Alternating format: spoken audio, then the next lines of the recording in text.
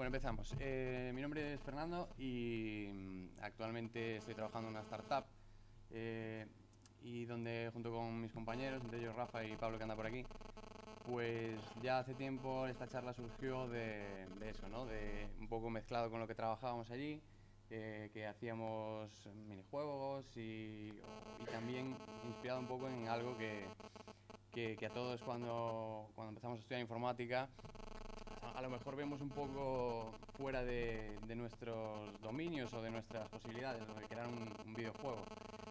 Y de ahí surgió la idea de esta charla, un poco para compartir con los demás, pues que la idea de que se puede hacer un videojuego con conocimientos que se tienen, que a lo mejor no sabías que podías aplicar para la creación de un videojuego. Eh, Siempre que pensamos en este tipo de software, pues tiene sus características, hay diferentes géneros. De principio puedes pensar que no hay nada que englobe a hacer una clase general, algo que pueda englobar a cualquier videojuego, ¿no? Porque hay múltiples géneros, ahora mismo estamos en un mundo multiplataforma que también dificulta las opciones a la hora de crearlo y las limitaciones creativas, obviamente. Entonces nos surgían estas preguntas que también, ya os digo, que fuimos descubriendo en nuestro trabajo, además de en nuestro tiempo libre, pues respuestas a estas preguntas. ¿Qué necesito? Si los conocimientos que tenemos valen para crear un videojuego, si necesitamos aprender algo más, por dónde empezar, si nosotros mismos nos valemos, necesitamos ayuda, necesitamos hacer algún cursillo, por dónde tirar, ¿no?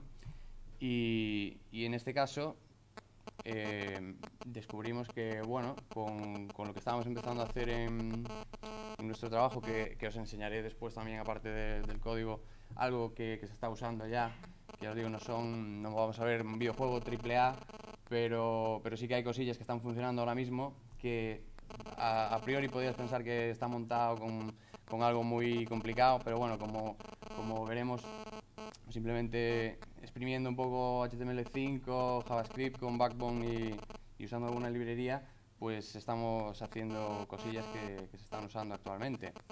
Entonces, la base de la que podemos partir pues son lo que todos vemos en la carrera, los pilares de la programación orientada a objetos, que sí que estamos usando, ¿no? Y que veremos cómo aplican a los juegos, aparte del código que tenemos para enseñar, y podemos ver qué parte aplica en cada caso.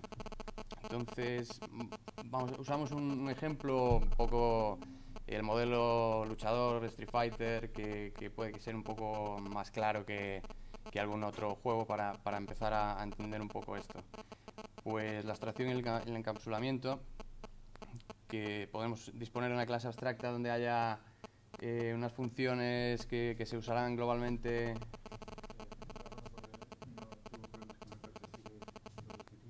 Sí, sí, como os decía,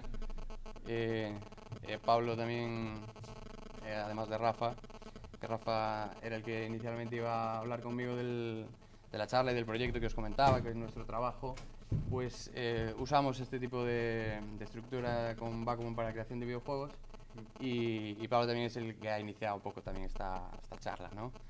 Estábamos comentando ahora que los pilares de la programación orientada a objetos pues es una base de lo que vamos a usar, de lo que usaremos para crear un videojuego. En este caso, pues la abstracción y el encapsulamiento a través de una clase abstracta, pues es donde vamos a almacenar pues funciones que se van a usar en este caso la clase luchador que va a hacer uso de esas funciones de la interfaz. ¿Quieres comentar algo Sí, más? a ver, es que estas cosas pueden parecer, por lo menos cuando yo las estudiaba parecía, qué coñazo, esto no lo voy a usar nunca. Pero vamos a ver como sí que se van, sí, lo sé, como sí que se van a usar. Eh, bueno, dale que, bueno, está claro. La herencia es algo básico. Bueno, no sé si, es que acabo de llegar, no sé si definiste un poco lo que es la abstracción, el encapsulamiento, No. esto. No O hemos sea, ahondado en supongo cada una. que son conceptos conocidos por todos, ¿no? O sea, abstracción encapsulamiento es que si yo soy la clase A y la clase B no soy yo, no tiene por qué saber nada de mí, o sea, absolutamente nada de cómo hago las cosas por dentro, ¿no? Eso es un poco. Bueno, comenta ahí. No, pero comenta la herencia, hombre, de Dios. Sí. Ostras. Anda. Ahí estamos. En pantalla completa no... Vale. ¿Hay algo que fuera un dibujo bonito que quisieras enseñar? No, podemos... Sí, obviamente estaba en pantalla completa desde el principio, ¿no? Vale, bueno, pues resumir... Ostras. Nada, esto es lo inicial, empieza aquí la chicha. Sí. Esto era la mítica imagen que hemos visto toda la vida, por lo menos nosotros. Sí, la de los libros, la de todos lados. Sí. Vale. Bueno, pues aquí, como veis, ¿no? La herencia, algo que vemos siempre, que vemos que se puede aplicar también en este caso, al videojuego, ¿no? Claro, a ver, Una clase base puede tener una serie de funciones que después, dependiendo de cada juego, va a heredar de esa clase, pero van a complementar cada juego con otras funciones que pueden no compartir con otros. Esto lo queremos utilizar al principio cuando pensamos en hacer esta charla, pensamos, a mí me gustan más los juegos de plataformas, a Rafa le gustan más los juegos de lucha, tal. Entonces la idea era pero ambos tipos de juego tienen cosas en común, como que todos tienen pausa, todos tienen música de fondo, todos tienen efectos, pueden tener efectos, todos pueden tener imágenes de fondo.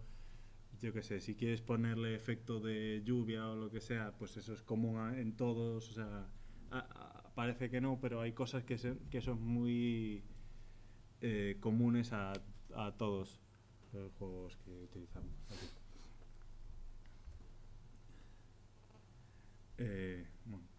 Comenta tú, Ana. Nada, y por último, un polimorfismo que, bueno, lo hemos ilustrado para que quede un poco más claro, ¿no? La clase abstracta luchador pues puede tener todas las características propias a todos los luchadores, pues a altura, peso, límites de vida, de muerte, valores establecidos para todos los luchadores, funciones que hagan las acciones propias de todos los luchadores: caminar, saltar, correr. En este caso pues hemos puesto un ataque especial donde todos los luchadores tendrán un ataque especial y además, pues por el polimorfismo, cada luchador puede tener el suyo propio. Todos tienen ataque especial, pero el de cada luchador va a ser distinto. De forma que desde fuera el programa que es lo que decíamos antes de la encapsulación, que el programa que los utilice desde fuera no sabe quién es el luchador que está haciendo, no sabe quién es qué ataque especial está invocando, pero sabe que tiene un método que es ataque especial y ya se ejecuta. Bien. Bueno, aquí, aparte de este tipo de cosas que todos hemos estudiado en algún momento en la carrera como parte de programación orientada a objetos, pues hay más cosas involucradas. Obviamente no va a ser todo así. Hay temas de cómo se gestionan las imágenes de los sprites. No sé si... Bueno, después podremos ver un sprite porque sí, son cosas más específicas que a lo mejor no tenéis por qué haber visto, ¿no? Si alguno ha trasteado alguna vez con algún motor de videojuegos ya propio, rollo Unity o alguno por el estilo, pues bueno, esto es algo que se usa en el día a día de los videojuegos, ¿no? Algo que a lo mejor aquí o en la universidad no llegamos a ver porque es algo muy específico, pero las imágenes, las animaciones de personajes de 2D, estamos hablando siempre, pues es un sprite que simplemente es una imagen con todas las poses para que así la carga solo haya que hacer una única carga de archivo por todas las poses. Entonces será en el código donde va recorriendo cada animación según te convenga, cada frame.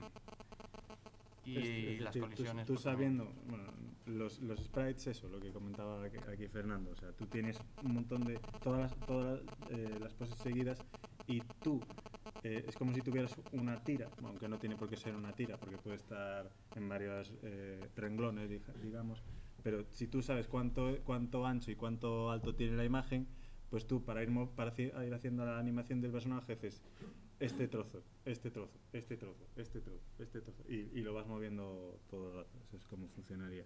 Y luego la detección de colisiones digamos que es algo muy simple. En el código suele ser algo muy feo, porque tienes que comprobar la coordenada mayor de no sé qué, que es más grande que la otra coordenada del otro. O sea, tienes que andar. Si aquí tuviéramos. Bueno, no se va a escuchar, pero. Si para este objeto tuviéramos estas 4 coordenadas, tienes que comprobar que estas 4 coordenadas, algunas de ellas están dentro de estas 4. Es un poco rollo, queda feo el código. Pero es algo que es necesario hacer siempre. Y luego las funciones sinusoidales. Las animaciones, ¿no? Parece que no, pero en casi todo, o sea, casi todos los juegos y casi todo tienen funciones sinusoidales, aunque muchas veces lo que es la amplitud del seno es muy pequeña, pero aunque sea para que no se mueven siempre en línea recta, sino que se mueven con una pequeña ondulación. Y luego no se mueven en 2 dimensiones, arriba, abajo, izquierda, derecha, no hay profundidad. Efectivamente, pero me refiero, por ejemplo, imagínate el típico juego de aviones. Los aviones no se te van a mover en línea recta, sino que, o al menos, sino que van haciendo, no hacen así, sino que hacen un poco así, bueno, en muchos tipos de juegos. O sea, yo cuando empezamos a ver estas cosas, luego cada vez que jugaba decía un movimiento sinusoidal, un seno, todo el rato. Seno o coseno. Bueno, es lo mismo, más o menos. Es lo mismo, es lo que tienen esta tabla de aquí. Lo que no me ha quedado claro es lo que son sprites. Sprites. No sé si bueno, tenemos. podemos ver. Luego vemos vemos cómo quedan. O sea, si tú si tú quieres ver un movimiento y quieres ver cómo un personaje hace así, lo que haces es, imagínate, foto, y luego esas fotos las pones en una tira y tú sabes cuánto ancho tienen esas imágenes y cuánto alto tienen.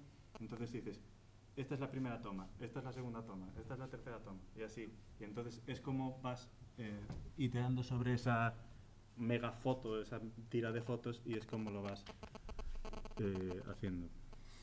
Y bueno, luego los bucles gestionados por eventos. Sí, pero bueno, complementando lo de los sprites. El concepto de sprite nace por la optimización también, ¿no? Porque como una película está formada por frames que cuando lo reproduces uno detrás de otro, pues da la sensación de animación. Y en este caso, el sprite es simplemente un único archivo que tiene pues toda la animación de un personaje en concreto, y después seleccionas dentro de ese sprite el frame que corresponda en cada caso. Pero bueno, después abriremos uno para ver exactamente de qué estamos hablando. Y a colación de las animaciones por sprites, pues por ejemplo un bucle de caminar o un bucle de saltar, una animación de saltar o una animación de caminar se puede gestionar por eventos, obviamente, o con una tecla. Se reproduce esos n sprites uno detrás de otro para simular esa animación, y lo mismo para caminar, que es algo que se suele hacer más continuo, o la típica animación de cuando el personaje está parado, pues se puede gestionar por bucles. El personaje parado se reproduce en bucle una serie de n sprites hasta que hay algún evento que separa esa animación y se ejecuta otra, que será pues la de desplazarse, la de saltar, la de golpear o cualquier otra. Aparte de que los juegos, por lo menos los que tenemos en nuestra empresa, y bueno, estos que hemos hecho para este ejemplo, suelen tener un bucle, creo que es un while, y que cada fracción de segundo que tú le defines cuánta fracción quieres, hace 3 cosas. Primero, comprueba si las cosas han cambiado, busca si tú le has mandado, o sea, bueno, quiero decir, comprueba si las cosas han cambiado. Por lo tanto, recalcula las posiciones después de eso, en base a lo que haya cambiado, recalcula las posiciones que tiene que pintar, bueno, posiciones y estados. Por ejemplo, si has chocado contra un bicho, pues recalcula, ¿no? Y luego lo pinta. Y es lo que hacemos siempre. De cada iteración del bucle es ver si ha cambiado algo, recalcular y pintar. Y es lo que va haciendo todo el rato. Y o sea, es básicamente lo que se hace en el juego todo el rato. Vale, pues como comentábamos, vamos a usar, pues hemos usado HTML5 y CSS3. Los juegos que hacemos se pintan, necesitamos el canvas de HTML5 para renderizar todo esto, y en la parte de la estructura pues usamos Backbone y Require en concreto pues para importar todo lo que necesitamos, ya sean assets de imágenes, sonido, librerías, y cualquier cosa que necesitemos de fuera de nuestro proyecto lo importaremos con Require. En decir que en nuestra empresa no siempre todos los juegos se hacen con Canvas, porque hay temas que más que juegos, nuestra empresa es digamos de motivación, entonces utiliza técnicas de motivación. Entonces hay veces que los juegos solo sirven para motivar a la persona a hacer otras cosas, y hay momentos en los que no es necesario un juego que parezca juego de verdad, sino simplemente mover una cajita o mover, o sea, cosas más simples. Entonces ahí no necesitamos el canvas, pero aquí sí, y si queremos hacer un juego mínimamente decente, sí que lo deberíamos usar. Y no se utiliza, no es como cualquier cosa de CSS. Realmente nosotros CSS tenemos muy poco en el código porque realmente pintar en el canvas, bueno, canvas significa lienzo, o sea que es como otro mundo aparte, digamos. Vale, estas son cosillas que usamos en los juegos que sí que están usándose ahora mismo en donde trabajamos, y esto, bueno, son mejoras que a lo mejor en el proyecto que tenemos aquí en el ejemplo, que no hemos implementado, no hemos metido, pero son cosas que siempre está bien tener. Preprocesadores de CSS, cuando tu CSS pues crece, pues siempre es necesario que te facilite algo la vida, y en este caso los preprocesadores pues nos ayudan mucho con temas de colores, porque tenemos muchísimos temas de prefijos de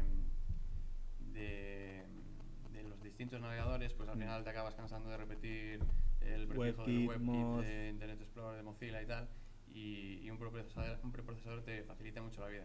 Digo, para Canvas exactamente no es lo que lo usamos, pero para estos otros juegos o interacciones que simulan ser un juego sí que usamos bastante, porque hay muchos efectos de CSS que nos vienen muy bien.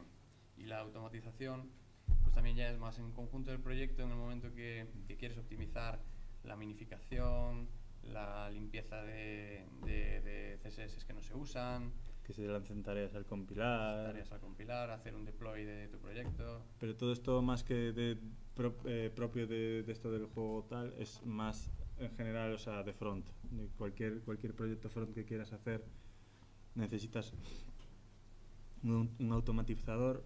Ahora está pegando mucho el Bower, pero nosotros usamos Grunt.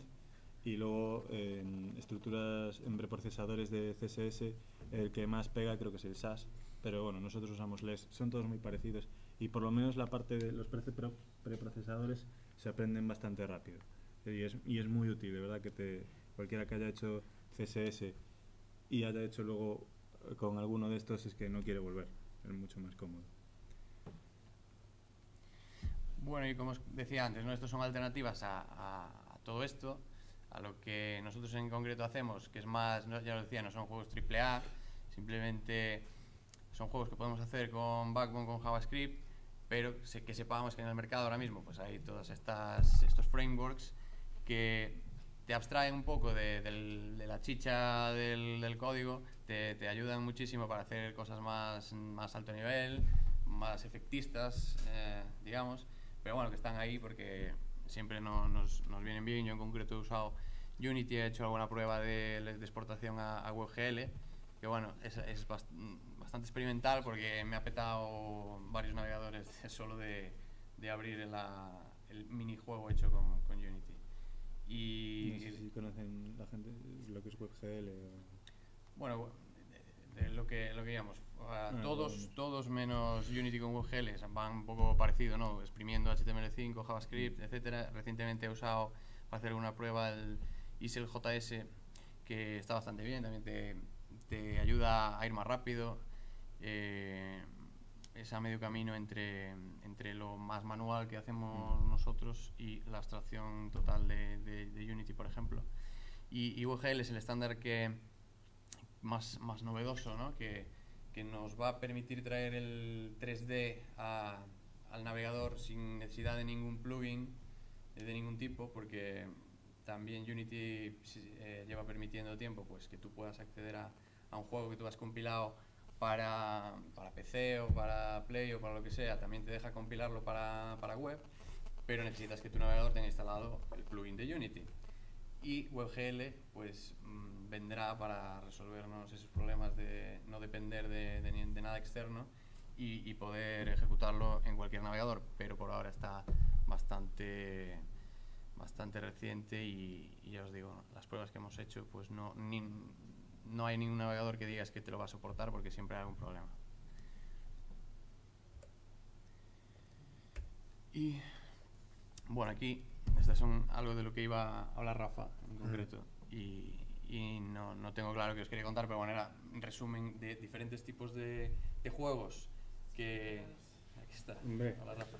Diferentes tipos de juegos que hemos hecho, pero he conseguido que nos han sacado un vídeo en nuestra empresa de un poco resumen de juegos más significativos que hemos hecho, ¿no?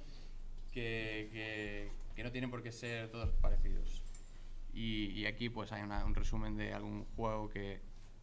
De hecho hay juegos muy parecidos que a se algunos podrían que tenemos hacer en nuestra empresa. Que se podrían hacer de diferentes estilos con JavaScript. ¿Por dónde vais? ¿Me puedes dar 3 traspasos para atrás? ¿Cómo no? De eso estamos hablando. Llevo 1 hora y media dando vueltas para aparcar. A ver, el micrófono... ¿Teníais un micrófono de mano por ahí? No, creo que no hace falta, ¿no? Es que para grabarlo, pero... Vale. Si no, aquí puedes hablar.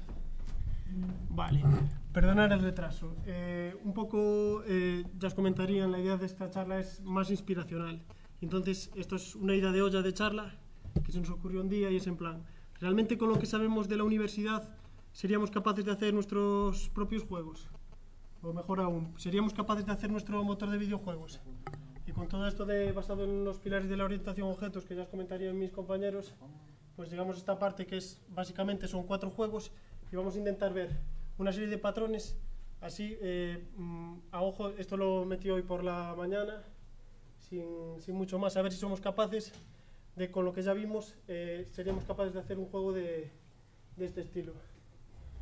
Realmente, si os dais cuenta, este es el típico juego de cartas de machear por parejas, y básicamente tenemos una puntuación, el nivel, y tenemos n cartas. Pues aquí, obviamente, centrándonos en una orientación a objetos, aunque ahora no está muy de moda, pues cada carta sería un objeto, pues podemos tener un timer que sería el tiempo, tenemos diferentes tipos de cartas y diferentes tableros, o sea, a medida que vamos avanzando niveles podemos ir mostrando más cartas y demás. Realmente vemos que es un ejercicio bastante sencillo. El Fruit Ninja. Vale, el Fruit Ninja es un juego que probablemente todos conozcamos. A ver quién se da cuenta qué es lo que no podríamos hacer del Fruit Ninja. Y que por... ¿Lo qué? No, realmente el táctil es muy fácil porque es como si fuera el ratón. Tú tienes el evento de presionar, un press, y el evento de levantar, y entonces eres capaz de trazar la trazada que hicieron y demás. Realmente de este juego, que es a mí lo que me mola, es que las frutas son en 3D y nosotros estamos centrándonos en un motor de videojuegos 2D, y entonces la fruta te viene girando, entonces así como la partes, pues queda un efecto súper chulo y demás. Este efecto lo estamos utilizando para otro tipo de juegos, que es muy parecido, o sea, la mecánica es la misma, pero van apareciendo unas frases y tú tienes que ir macheando una nube de frases, las frases que se corresponden con la frase de abajo. Eso es lo que hacemos nosotros en un juego. O sea, pero vemos que básicamente la mecánica es la misma que que el resto, sacando los efectos en 3D, que en esta charla por lo menos no los podemos abordar, centrándonos en 2D, sí que lo podríamos hacer. Tendríamos pues un objeto genérico que sería fruta, y a partir de ahí pues tendríamos plátanos, peras, manzanas y demás. El Impossible Game, ¿lo conocéis este juego? Es súper adictivo. Bueno, aquí también me gustaría hablar de los juegos de, ¿cómo les llaman? Endless Running, o sea, el típico juego que es infinito y el corredor va corriendo sin fin, y entonces cada vez es más difícil y llega un momento que te matan porque es tan difícil que te matan. Pues realmente ¿cómo haríamos un juego de este estilo? Pues el fondo, normalmente, pues pensar en un fondo, si esta es la pantalla, un fondo por 3, o sea, 3 pantallas, y que el final corresponda con el principio. Entonces iríamos pasando eso en modo bucle, y los objetos, los pinchos, los saltos y demás, los iríamos poniendo pues de una forma predefinida o de una posición aleatoria, cada vez en más cantidad, hasta llegar a un momento que sea casi imposible pasárselo. Bueno, va a llegar un momento que sea imposible. Pues este juego realmente es muy fácil. Tenemos un mensaje de fondo. Si os fijáis, el objeto central, que es nuestro cubo, está siempre en la misma posición y se va moviendo el fondo. Y aquí también, bueno, ya que vemos este juego, vamos a nombrar lo que hablamos antes de las colisiones. El suelo tendría colisión y los pinchos tendrían colisión, pero el objeto suelo no tendría la propiedad que sí que tendrían los pinchos de matarte o hacerte daño. Y porque antes habíamos estado hablando de la trampa de las colisiones y de los sprites, y después también veremos los sprites, que aquí en este juego no hacen falta sprites. Sí. Con el cuadrado vamos servidos. Claro, vale. Y por último el Angry Birds, que probablemente es el juego más famoso de las tablets. La mecánica es bastante sencilla, es física como física de primero de bachillerato o algo así. Aquí, si os dais cuenta, casi la medida de lo que seamos capaces de hacer, uno es nuestra imaginación y otro es ser lo suficientemente buenos diseñando, tener un diseñador a mano que sea lo suficientemente bueno para hacer este tipo de cosas. Pero al final, pues eso, tenemos un pájaro, o sea, Angry Birds no está hecho así, pero como tenemos mucha cara, nosotros lo haríamos así. Entonces tendríamos un objeto pájaro pues que tendría el peso, tendría un valor de inercia, etcétera, etcétera, etcétera, y cada uno de los pajaritos pues heredaría de ese objeto, y en cierto modo se comportarían todos igual. Y bueno, esta es la parte más teórica de la charla. Ahora si queréis nos ponemos un poco con el código. Bueno, está definida como taller, y la verdad, una de las dudas que teníamos, porque tenemos esta semana las charlas en Codemotion y no nos daba mucho tiempo a prepararla a fondo, y otra que también nos gustaría ver esta parte. Entonces es un mitad y mitad, pero realmente no vamos a tener que teclear mucho o prácticamente nada, pero lo que os vamos a dar pues es el comienzo. El límite lo pondríais vosotros. Nosotros nos montamos esto en una semanita y a ver qué tal os parece. Vamos a abrir cosillas. Antes de que pases a la parte práctica, hay dos dudas. A ver, al principio habéis dicho que en los videojuegos todos pueden tener efectos. Cuando decís efectos, ¿a qué os referís? Creo que hablábamos de efectos visuales, el tipo de efectos visuales. También lo que hablaba ahora con las frutas y al cortar las frutas. Hay ciertos efectos en 3D que son más efectistas, pero en 2D, pues al igual que hablábamos de los sprites, también puede haber sprites para estos efectos, ¿no? Pues para destellos, para explosiones, para este tipo de efectos también hacemos uso de sprites, que una explosión, si dura un segundo y decidimos que lleve 10 sprites, 10 imágenes, son 10 imágenes que se van a renderizar en ese tiempo, y se termina la animación y se termina el evento, a no ser que se lance otra vez con otra explosión. Sí, a mí uno de los efectos que particularmente me gusta el visual es yo soy Son Goku, y el efecto de Super Guerrero del brillo. Ese se consigue, por ejemplo, con una función seno. Es muy fácil emitir el número de partículas que quieres para ir realizando el brillo, por ejemplo. Bueno, ya hablaríais de estas cosas. Latidos de corazón y todo funciones seno. Nosotros somos muy fans de las funciones seno.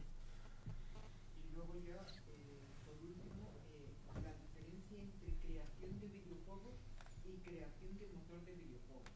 Pues crear un videojuego es, yo quiero hacer un juego de lucha, o un juego de plataformas, un juego, o sea, quiero hacer el Mario, no quiero hacer un juego de plataformas. Y un motor sería, quiero hacer un motor para hacer juegos de plataformas, o quiero hacer un motor para hacer juegos. ¿Y por qué digo juegos? Porque realmente, si os fijáis, estos tipos de juegos que son web, todos tienen, pues, normalmente un contador de tiempo que va hacia arriba o hacia abajo. Tienen el pause, tienen una música de fondo, tienen un motor de colisiones que probablemente se pueda aprovechar. Y todas esas funciones para gestionar la música, para gestionar el fondo, para gestionar el pause, para gestionar las colisiones, para gestionar los sprites, ¿por qué no? O sea, son comunes. Y realmente si nosotros esto lo utilizamos en una plataforma de desarrollo personal que está súper gamificada y tiene N juegos, y todos heredan del mismo motor, porque esta es la parte bonita, pero un juego, pues cuando acaba le tienes que mandar a un API pues el resultado para que lo guarde, y cuando empiezas pues tienes que cargar la lista de los récords, tienes que cargar tu máxima puntuación y ese tipo de cosas. Entonces todas esas partes comunes al final la metemos en nuestra plataforma de juegos, y si los juegos se ciñen pues a 2D y a este tipo de cosas, pues sí que puede ser útil hacer tu motor de videojuegos. Obviamente si alguien se plantea hacer un motor de videojuegos, sí que puede tener sentido hacerlo desde cero, pero si te planteas hacer un juego, utiliza alguna de las librerías que ya hay, que no vayamos a reinventar la rueda. Sí, que hemos visto antes nombrado un poco pues las que existen, ¿no? Como Unity, como Phaser, que si quieres hacer un juego seguramente pues vas a usar una de estas, pero si quieres hacer un motor de videojuegos pues es un poco más para trastear, para ver cuáles son tus límites a la hora de crear este motor, y ver un poco, no abstraerse de la manera que te puede abstraer un engine de videojuegos, sino que vas a ver cómo está montado, cómo se hace la chicha desde cero, que te puede aportar otro tipo de cosas. Sí, o sea, a mí me gustaría imaginar que el tío que hizo Phaser pues fue a una charla como esta y salió y dijo, voy a montarme mi propio motor de videojuegos y que los demás ya usen el mío. Es un poco la idea. Nosotros obviamente no somos tan buenos ni imaginativos, y esto es lo que se nos ha ocurrido. Vamos con el código. Podemos ver el código. Hemos traído también, que ha conseguido Pablo, un vídeo de bueno, unas pildoritas de las dinámicas de los juegos, de los minijuegos de Jump, un poco para ver los distintos que hemos hecho. Porque esos los creamos nosotros en su día, y sí que os podríamos decir pues cuánto nos llevó y ese tipo de cosas. Son bastante modestos. Ya teníamos ya estaba un poco definido cómo se iban a hacer. Probablemente si los hiciéramos desde cero nosotros en su día, aunque muchos están hechos desde cero, pero si se hubiera hecho desde cero todo el proyecto, no se hubiera elegido esta tecnología tecnología más artista que otra cosa. ¿Tienes el vídeo? Sí. Sí. Como tiembla eso, ¿no? Vamos a ver si queremos enseñamos ahora el vídeo.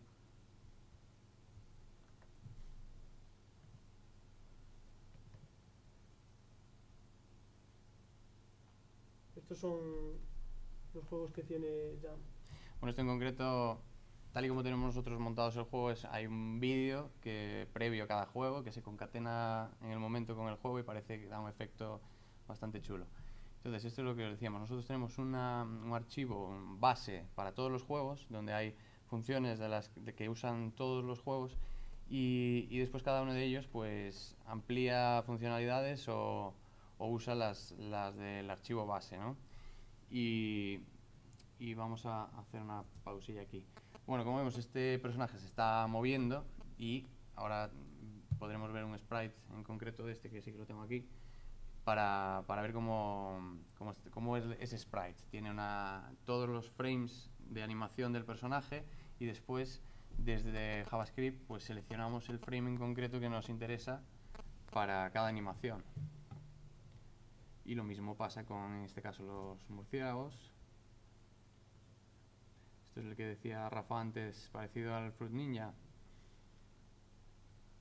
que en lugar de fruta pues aquí tenemos frases que unas son las que hay que machear, cortar y otras no, y la puntuación va dependiendo de si has macheado bien o no. Otro minijuego, lo mismo, tenemos el personaje con un sprite diferente, es otra animación. El típico frog de toda la vida. Sí.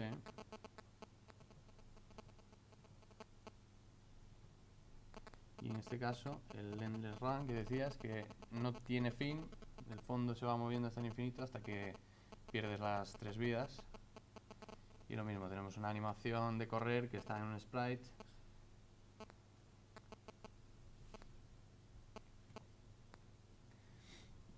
A ver, como comprenderéis, Y esto es de teclear. nuestra plataforma, la finalidad no es tener juegos, pero sí que nos pidieron pues tener unos minijuegos y demás, y el acabado pues son juegos que puedes hacer en cosa de horas, no mucho más.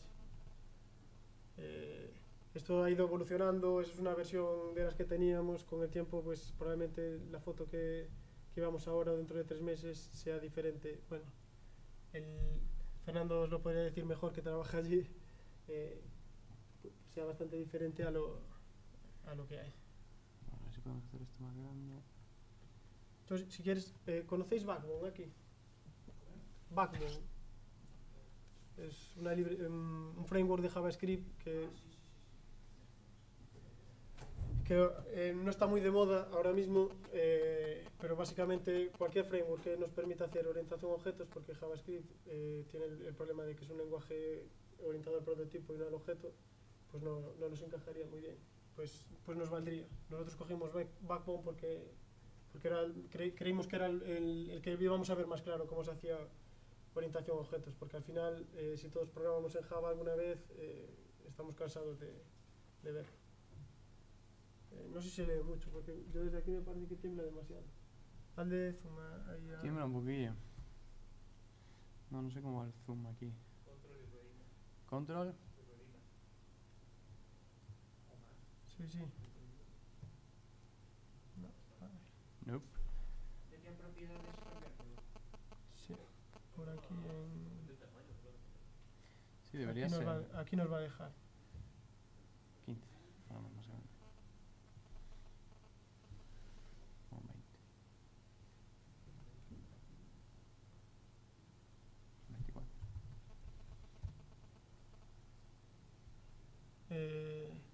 Si quieres lo abrimos con Gedit o algo de ese estilo. Vale. Se ve un poco mejor, Más grande. aunque el tembleque sigue ahí molestando. ¿Le damos más o un poco más? Yo empezaría por el archivo HTML. Ups. ¿Dónde estaba? ¿Dónde estaba? En Tools, Options.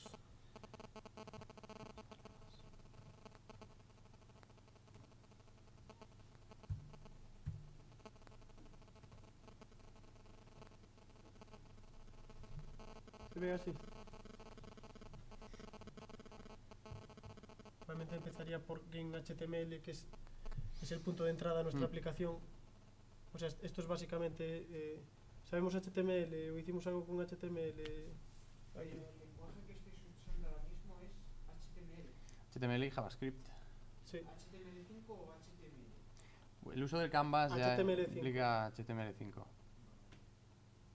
Pero bueno, a día de hoy, o haces legacy para bancos, consultoras o algo así, utilizar HTML 4.0 es... Sí, el uso es muy minoritario. De hecho, si os fijáis aquí, el único elemento HTML5 puro que hay, bueno, aparte de el meta HTTPXUA, es el canvas, es un elemento canvas. O sea, al final lo único que hacemos es creamos un elemento canvas y metemos un script con require. Require es una librería JavaScript que es básicamente como una especie de inyección de dependencias. ¿Conocemos aquí lo que es la inyección de dependencias? Bueno, lo vamos a ver muy fácil cuando veamos el ejemplo, pero básicamente require lo que va a decir es el juego 1JS, dentro de tu función se va a llamar juego 1. Es básicamente asignarle variables a diferentes archivos, porque montarte una estructura en JavaScript puro es una jodienda, hablando claro. Porque no es muy fácil montar una estructura, entonces por eso existen cosas como Backbone o Angular. Angular está más centrado, o sea, es más rígido. Backbone puedes hacer tu estructura, pero tú te lo guisas, tú te lo comes. Entonces, pues aquí lo único que hacemos es creamos un elemento canvas y cargamos la librería require. Entonces, a mí lo que me pide el cuerpo es ¿qué es require? Lo vamos a buscar aquí. ¿Dónde está? ¿Require o en el base? Ah, vale, no, aquí, espera, aquí os engañé. Realmente, si os fijáis, estamos diciendo que con la librería require vamos a cargar, se le va a aplicar, vamos a cargar el JS main, el main JS. Entonces, ¿sabes el main JS? Pues aquí básicamente es lo que hace require. Lo que hace dentro de mi código JavaScript, jQuery va a ser esto. Underscore va a ser esta librería. Backbone va a ser esta librería. Y los templates van a estar en esta ruta. Y entonces, luego, realmente, o sea, no tenemos que andar metiendo todo eso en cada una de las partes JavaScript. Básicamente, jQuery lo conocéis, es para hacer, bueno, selectores, tiene muchas cosas, pero básicamente se usa para hacer selectores y cosas de transición, que en este caso no. Underscore es para utilizar, trabajar con matrices, te da una array serie sobre todo de operadores más potentes. Backbone es con lo que vamos a hacer los temas de herencia y tratar las vistas, y los templates es una ruta donde vamos a tener las vistas. Esto de aquí, bueno, si queréis ya os lo comento todo. El underscore, básicamente vamos a decir que empiezan por barra baja los métodos de underscore, o sea que underscore es barra baja, y eso, y las dependencias de Backbone. Backbone tiene dependencia con underscore y con jQuery. Y lo único que hacemos es, pues eso, cargamos appjs y llamamos a la función init. Entonces, tirando del hilo, vamos a appjs. Bueno, esto se podría hacer todo en un paso, pero lo preferimos estructurar así, con idea de que esta charla vaya creciendo a lo largo del tiempo. Sí, pero es bueno que separéis lo más posible, porque al principio parece un poco tontería. A medida que va creciendo, os va a ser más fácil añadir las cosas en su sitio, tenerlo todo más organizado y que el proyecto pueda crecer y sea mantenible. Vale, eso es lo que hace require. El define de arriba, pues se lo metemos a la función. Entonces ahí realmente en cada archivo JavaScript vamos a manejar muy fácil los elementos que queremos cargar, porque si no, hacer imports de unos JavaScripts en otros no es tan obvio como puede parecer. Pues ahí básicamente estamos diciendo que queremos el juego que queremos, que es el juego 2. No sé si quieres empezar por el 1 o empezar por el 2. Daría igual, vale. Como tú quieras, Fernando. No lo sé, quizá este es el más sencillo, el que no hace casi nada. Juego 1. Este es el 1. Este es el 1 y bueno, lo mismo, aquí vemos que estamos importando, además de jQuery underscore backbone, pues en este caso queremos que base sea lo que tenemos aquí metido dentro de juegos, que sea el JavaScript base, y Chara representa dentro de la carpeta charas, que no hemos hablado antes de las carpetas, pero bueno, también está estructurado en carpetas, separado imágenes de JavaScript, de CSS y audios, y lo tenemos cargado con require aquí fácilmente. ¿Qué te iba a decir? ¿Tenemos todos en mente la transparencia de donde se ve que es el base y demás en un modelo de objetos? O sea, si hiciéramos un motor de videojuegos teórico, podemos ir atrás. Puedes ponerla. Básicamente lo que nos estamos montando una cosa de estas, pero una podcast. Es un archivo base que va a tener unos métodos comunes para los juegos, y luego vamos a hacer un juego de plataformas y un juego de lucha. Bueno, aquí nos tenéis que perdonar que los juegos no están completos ni mucho menos, sino vamos a hacer el inicio de un juego de plataformas y el inicio de un juego de lucha. Entonces, cada uno de los juegos va a heredar de base y luego va a tener otras cositas como sonido, colisiones y demás. Hay algunas cositas que realmente ya debería de tener base y otras no.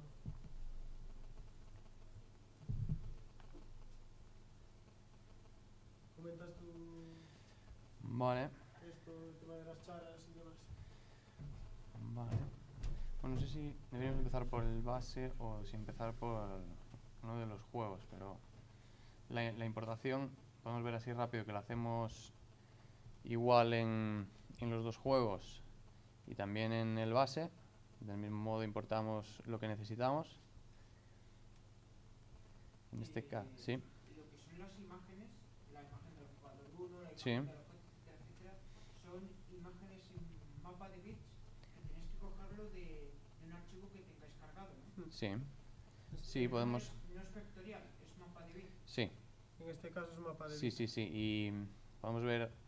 Empezamos entonces por aquí en el juego 2 y ya vemos la carga de esa imagen, ¿no? Podrían ser vectoriales, también no habría problema. ¿Y la llamada al archivo donde están las imágenes? Pues aquí lo vemos ahora mismo. Puedes ver aquí donde creamos un personaje, la imagen la importamos aquí, pero podríamos haberlo estructurado de otro modo e importar igualmente imágenes como estamos haciendo con Require aquí arriba. Tenemos separado en cada juego música, efectos, en este caso la creación del personaje principal, la creación del enemigo. Tenemos separados los eventos para escuchar eventos de teclado en este caso. Y lo mismo en el otro juego. No tiene por qué ser exactamente igual, pero vemos que tenemos seteada la música, un escenario, varía según el juego, pues lo tenemos externalizado ahí.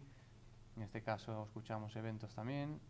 Enemigos en este juego no tiene ninguno. Pero el archivo de los sonidos y de las imágenes, ¿de dónde lo habéis conseguido? ¿De dónde lo hemos conseguido? El archivo, tú puedes importar el archivo que a ti te dé la gana, siempre y cuando gestionando los errores de formatos, etcétera.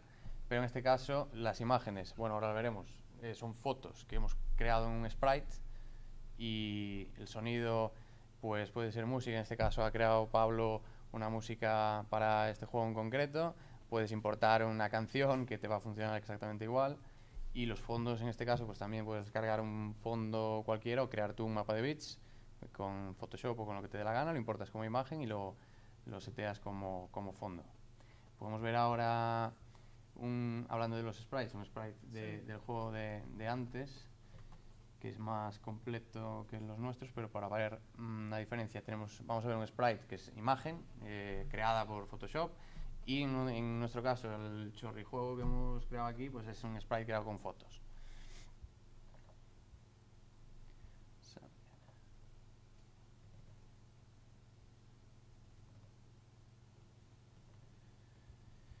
Vale, se ve un poco mal, pero esto es un sprite donde este corresponde al que hemos visto antes de nadar, donde importando un único archivo, este PNG, así que lo que os decía, el sprite nace de un poco de la optimización, porque solo el sistema, el proyecto solo carga un archivo, se lo traen, con lo cual solo tienes un tiempo de conexión al servidor, está optimizado lo más posible en peso, y una vez que ya lo tienes cargado, con tu código vas recorriendo frame a frame, pues defines lo que me comentaba antes Pablo, en este caso tiene una altura y un ancho, todos los frames tienen que tener la misma altura y el mismo ancho, y vas desplazando esa ventana por toda la imagen para coger el frame que te interesa. Y ya veis, como veis, pues aquí están todos los movimientos uno a uno.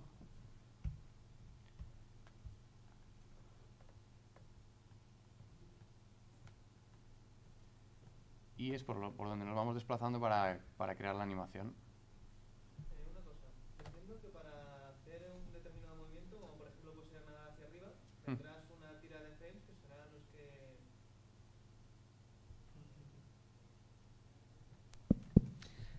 entiendo que para cuando vas a hacer una animación, por ejemplo la de nadar hacia arriba, vas a utilizar una tira de frames que son los que implican ese movimiento.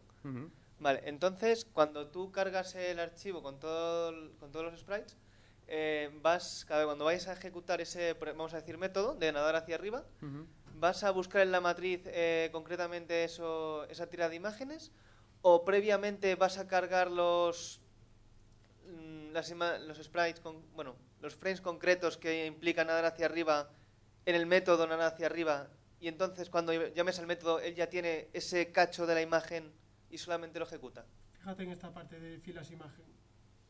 Aquí, por ejemplo, si te das cuenta, podemos definir varios estados. Y si nosotros tenemos, imaginaros la matriz, que en la primera fila tenemos al personaje corriendo, en la segunda tenemos saltando, en la tercera lo tenemos agachándose, en la cuarta lo tenemos pues pegando un puñetazo. Entonces nosotros realmente lo que se nos ocurrió es hacerlo así. Pues si lo queremos hacer por filas, porque no tendría por qué ser por filas, podrían ser los 3 primeros, los 6 siguientes, pero esa gestión para nosotros es más difícil. Lo que hacemos es, le vamos a asignar a cada fila, pues de pie es 0 y saltando es un 1. O sea, la primera fila va a ser las imágenes del personaje de pie, y la segunda serían, por ejemplo, las imágenes del personaje saltando. Entonces cada animación o cada interacción que va a hacer el personaje va a ir al archivo en el que están todas las animaciones y va a buscar el que le interese a él. Claro. No vas a cargar vas a hacer a lo mejor de la matriz 4 arrays que van a ser cada uno el de una animación. No, esto lo gestiona en memoria. Realmente cuando cargas la página web, en este caso, lo que hace es carga una vez la imagen y a partir de esa imagen cachada en el navegador, como esté cacheada y demás, pues a tiempo real va cogiendo lo que le interesa. Vale, gracias. Una pregunta también referente a esto. Sí, otra pregunta referente a todo este tema de los sprites. Entiendo que el código que estáis utilizando para, digamos, recortar esas imágenes, ¿no?, y luego reproducirlas como en una secuencia, ¿ese código lo habéis hecho vosotros o sí, viene por defecto en alguna librería que estéis utilizando? lo hemos hecho nosotros, que probablemente es un error, pero... En el sentido de que es sí. de dificultad, queréis decir, o sea, al final te das cuenta que estás como haciendo 50 veces lo mismo y te metes a un nivel que probablemente no te interese. Porque, o sea, sería mucho más cómodo que alguien me hiciera una función que yo le definiera las posiciones de un array y le dijera el 0, el 1, el 2, el 3, el 4 y me olvidara de cuántos píxeles tiene de alto, cuántos píxeles tiene de ancho y ese tipo de cosas. Entonces, por eso funcionan las librerías de juegos en general, porque no tiene sentido hacerlo. A nosotros nos quedó muy bien porque para darlo de una forma didáctica es bastante útil. Y nosotros, de hecho, lo ordenamos así, pero porque se nos ocurrió así. Probablemente a otra persona se le ocurriría de otra forma. Esto es un poco... si con lo que ya sabéis sois capaces de hacerlo y probablemente lo vais a hacer mejor que nosotros. Vale, gracias. Es que sobre las imágenes y los sonidos, eso era lo que os quería decir, que si ya estaban declaradas de antemano y así no tenías que reinventar la rueda. ¿Le podemos enseñar las del juego 1, por ejemplo? Sí. O sea, las podríamos tener en varios archivos si quisiéramos. De hecho, Sí. en el juego 1 no sé si están en varios archivos. Pero bueno, yo os diré que uno de los personajes en el juego de lucha pues soy yo y con una cámara nos sacamos una serie de fotos y hicimos las imágenes. No tiene mucho más. Por ejemplo, si os fijáis. Pues arriba estos juegos, pues cuando el luchador está parado, pues suele estar en una posición así. Ya veréis que nos quedó un poco exagerada, cosa que le da bastante chispa a la cosa. Y la segunda, pues es el típico puñetazo. Entonces, en mi fila 0 sería el movimiento normal, sin hacer nada, stand-by, y la fila 1 pues sería el movimiento de puñetazo. Podría tener tantas como quisiera, podría tener los ataques en un archivo, los movimientos de salto en otro, eso como queráis. Depende también cuántos movimientos tengas y demás. Vale, si seguimos viendo el código, lo ejecutamos. Entonces, si os fijáis, básicamente cada juego pues tiene el tema de la música de fondo, efectos de sonido. A nosotros nos gusta pues a las cosas que hace, pues llamarles, pues asignarle un nombre identificativo. O sea, es muy fácil entender el código así. Si os fijáis, aquí la clave está en var juego 1 igual a base extend. Ahí lo que estamos diciendo es que juego 1 extiende de base. en este caso a nivel de vista, porque en Backbone se pueden hacer herencia a nivel de modelo y herencia a nivel de vista. Lo ideal sería casi siempre, en este caso, tema de luchadores y demás a nivel de modelo, pero nosotros lo simplificamos a nivel de vista porque conceptualmente se entiende y no tiene mucho más. Y aparte en este caso es a nivel de vista lo que queremos hacer. Pues eso. Aquí no hay nada más, en juegos no sé si queda una algo cosa. por ver. Sí. Antes hablábamos de los efectos, en plan, por ejemplo, utilizar auras de energía o, por ejemplo, si quieres dar un puñetazo de fuego. ¿Ese efecto iría incluido en un sprite como el que acabamos de ver? ¿O es un sprite aparte que se superpone al del personaje? Lo podrías hacer en el mismo sprite, lo podrías hacer en un sprite aparte, o si el efecto, por ejemplo, es un aura de energía, podrías generar partículas amarillas y desde código en JavaScript pues hacer que le rodearan al objeto y no estar en ningún sprite. Yo creo que depende un poco de lo que a ti te interese, ¿no? Porque si lo pones en un archivo separado, lo puedes usar para todos los personajes. Si lo añades al sprite del personaje, pues solo lo tienes para ese. Y un poco la decisión va por ahí. También si lo añades a tu personaje, tienes que ser consciente de que ese sprite va a pesar más porque lleva más datos, te va a pesar más dependiendo de lo exigente que sea tu plataforma en cuestión, pero la decisión va por ahí. Si tú quisieras hacer, por ejemplo, un elemento agua, un fluido, por ejemplo el agua de fondo, pues lo podrías hacer con un sprite o lo podrías hacer con código. Entonces pues habría que mirar el caso. Si es una cosa muy secundaria de tu juego, igual te vale que sea con sprites y demás, pero si lo haces con código muchas veces te da muchas más posibilidades después para asignar a distintos personajes. Si el aura, pues el aura parte del cuerpo del personaje 10 píxeles, pues ya te ahorras mucho trabajo que tener que hacer un sprite para cada uno de los personajes y demás. Es un poco, pues al final nosotros no hacemos juegos, es así.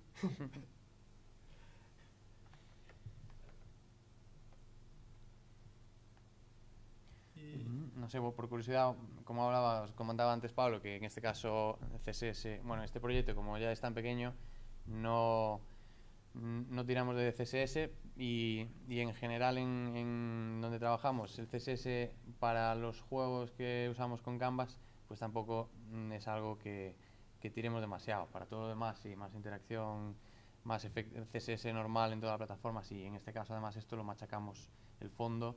Esto es algo de lo que hemos hecho al final externalizado este fondo, que si lo dejamos aquí en el CSS va fijo para todos los juegos, pero si lo sacamos a cada juego que lleve su propio escenario, cada juego carga su fondo y sea el propio base el que lo asigne. Vamos aquí en esta función. Ahora vamos a mirar un Pues pelín con más detalle. el mismo trozo, pero que machacamos el CSS, por lo tanto el CSS no tendría ni que llevar ningún fondo. Claro, yo si hago un juego de lucha, pues probablemente sí que me interesa tener en algún sitio común, en este caso, pues en el base de lucha, pues tener una función para cambiar el fondo simplemente poniéndole la ruta y que me machaque todas las propiedades que tenga que hacer, que me lo estire a la pantalla y demás, que me lo haga responsive o lo que sea. ¿Por qué? Porque me da la impresión que un juego de lucha, lo que es el juego es el mismo y que los escenarios van cambiando de una fase a otra sin mayor complejidad. Podemos ver el base un poco, que es Sí. lo que nos falta por O sea, ver. al final nosotros asignamos como eventos o nombres a cada cosa que queremos hacer. Pues a saltar le asignamos el evento saltar y entonces pues el evento saltar pues es una función saltar que tiene todo lo que tenga que hacer esa función. Aquí cuando haces un juego de este estilo, uno de los errores que podemos hacer es tener la tentación de crear varios timers. No sé si hablasteis de esto. No. Es en plan, pues al final yo tengo un juego que se rige por el tiempo porque los sprites se modifican cada X tiempo. O sea, un canvas al final es un lienzo. ¿Y qué hacemos? Pues lo que hacemos con el canvas es cada décima de segundo, o depende de los frames que quieras, pues cada X tiempo lo que haces es lo vuelves a pintar. Entonces da la impresión de que se está moviendo. podrías pintar los elementos uno a uno, o podrías generar todos los elementos y pintarlos a la vez, que eso es lo que se debe de hacer, porque si no tienes serios problemas de rendimiento. Sí, en Canvas hay que cada frame se tiene cada cambio que vemos en pantalla en el juego es porque se ha repintado toda la pantalla de nuevo. Con el Canvas tiene que ser así. Cada frame se pinta todo otra vez. Sí, o sea, tiene que ser así por temas de rendimiento. ¿Por qué? Porque si lo hace cada uno por su lado, consume más. Sí. O sea, realmente no está optimizado para eso, porque tiene que hacer cálculos y demás, y tal como está implementado el protocolo, o sea, yo no estoy lo suficientemente metido a fondo de cómo está hecho Canvas para responderte esta pregunta bien, pero sí que sé que haciéndolo de la otra forma no va bien, y que a nosotros cuando tuvimos ese problema lo que hicimos fue buscar por ahí en Stack Overflow y este tipo de sitios, y fue una de las... O sea, fue la solución que daban en todos lados prácticamente. No sé si a día de hoy sigue exactamente igual que hace un año, que fue cuando nos planteamos esto, pero sí. Bueno, pues el tema de los timers es, si yo mi juego lo tengo a 30 frames por segundo, pues sí, claro, si muevo mi personaje a 30 frames por segundo igual mareo a alguien, y digo, no, mi personaje se va a mover a 5 frames por segundo. Entonces digo, creo otro timer, no. O sea, si tienes un timer con una granularidad superior, lo que haces es muévelo en múltiplos de ese timer.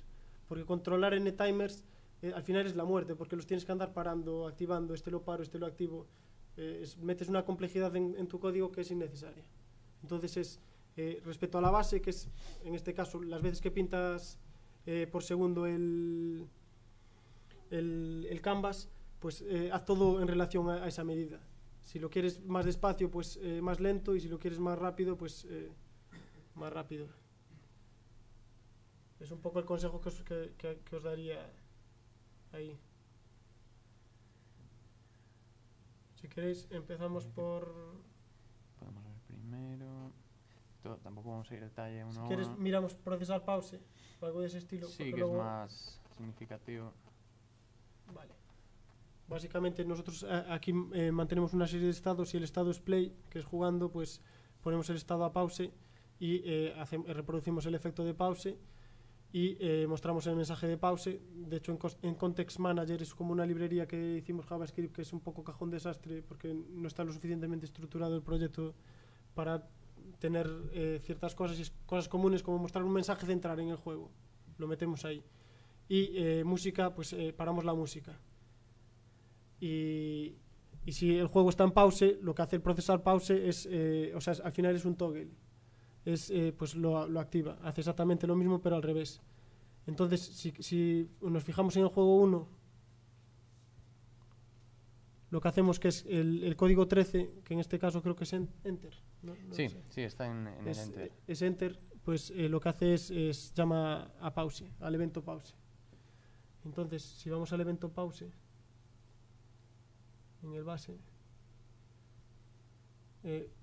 ¿dónde está? Hace ahí un disestado. Control F.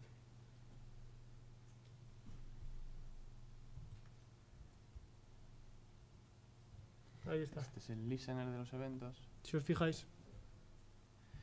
Y en todo momento está escuchando eventos para, dependiendo de la tecla que pulses, pues ejecutará una función u otra. En este caso, el código 13, que era el correspondiente al enter, ejecuta el pause, como vimos antes. Estaba por aquí, llama pause, y pause llama a este método, procesar pause, saltar, llama a cada uno a los eventos que queramos, que tengamos planteados en nuestro juego. Entonces aquí iríamos añadiendo más movimientos, eventos, que también a medida que aumentan veríamos de externalizar todo el tema de los eventos, claro, a otra... Probablemente no tengamos la mejor gestión de eventos hecha del mundo. Bueno, probablemente no, ya os digo que no. Pero sí que parece bastante razonable un sistema de eventos y que cada evento tenga un nombre reconocible, porque no queremos que nadie ande tocando el pause cuando quiere estar tocando otra cosa. O sea, al final, sobre todo si trabajas en grupo, o si tienes que tocar código de hace 3 meses, es bastante intuitivo. Bueno, ya lo sabemos todos. Tener cuenta ese tipo de detalles. Procesar salto, exactamente igual que procesar pause. pero pues básicamente pues miras en el estado que está y si no está en pause, o sea, si el estado es jugando, pues aquí realmente tenemos la comprobación. Si os fijáis, está hecho como muy a mano y esto probablemente se podría reestructurar mejor. Si está haciendo play, pues podemos cambiar el estado saltando. Sí, esto está, como veis, muy sencillo, muy básico, y lo que hablábamos de motores de videojuegos que podéis usar, normalmente estas cosas vienen hechas y te dan cosas hechas como, por ejemplo, que un evento como este de salto, pues ahora mismo nosotros, si pulsamos el salto muchísimas veces en un segundo, va a intentar saltar muchísimas veces en un segundo. Y los motores de videojuegos que podemos usar, que hay en el mercado, pues tienen una gestión pues de tiempo que si pulsas 2 veces seguidas mientras que el salto no termine, no te va a saltar otra vez. Todas estas cosas que nosotros tendríamos que controlar aquí, pues estos motores pues te lo dan hecho, ¿no? La gestión de evento finalizado. Aquí no tenemos un estado que sea que el evento ha terminado, pero en esos motores sí que viene por defecto, no tenéis ni que pensar en ello. Ya cuando salta un evento se gestiona o no si ha terminado para ejecutar el siguiente. Por ejemplo, saltos múltiples, si tú saltas, vuelves a saltar, eso hay que controlarlo, o que las animaciones para que queden fluidas suelen concatenarse pues ya con un fade in y un fade out, como si de audio estuviésemos hablando, ¿no? Para que las animaciones una detrás de otra queden fluidas, pues estos motores te lo han hecho. Sin embargo, aquí pues es más a mano, tendríais que plantearos todos estos casos y hacerlos aquí. O si tienes un mando, un teclado o algo que sea capaz de diferenciar diferentes niveles de presión, todo eso realmente al final es algo que se puede implementar y si todos lo pensamos, o sea, es algo que a cualquiera de nosotros lo podría hacer es trabajo más que otra cosa. No sé qué más podemos ver. Si queréis, vemos el ejemplo de juego 1 funcionando. Vamos a hacerle algún cambio. Bueno, este código está subido en GitHub, pero luego pasaremos el enlace y todo eso. A ver, como curiosidad está bien, sobre todo si alguien quiere meterse a crear su propio motor de videojuegos y tal. Si queréis crear juegos, yo os invitaría a que descubrierais los motores que ya hay. Sí, porque eso sobre todo os va a valer si buceáis por aquí, trasteáis, intentáis toquetear, pues bueno, siempre os va a curtir si queréis usar otro motor de videojuegos cuando no vais a necesitar meteros tanto en harina como aquí, gestionar tantos eventos o tantos casos, pero a la hora de usarlos sí que vais a ser conscientes de cómo están hechos por detrás en cierta medida y os va a ser más sencillo utilizarlos y sobre todo utilizarlos bien, optimizando vuestro código. Entonces vamos a cargar el juego 1, que en sí solo hay un personaje ejecutando una animación y no hace nada más, que creo que no está ni rescalado el pobre Sonic. Puede ser. Lo vamos a cambiar aquí.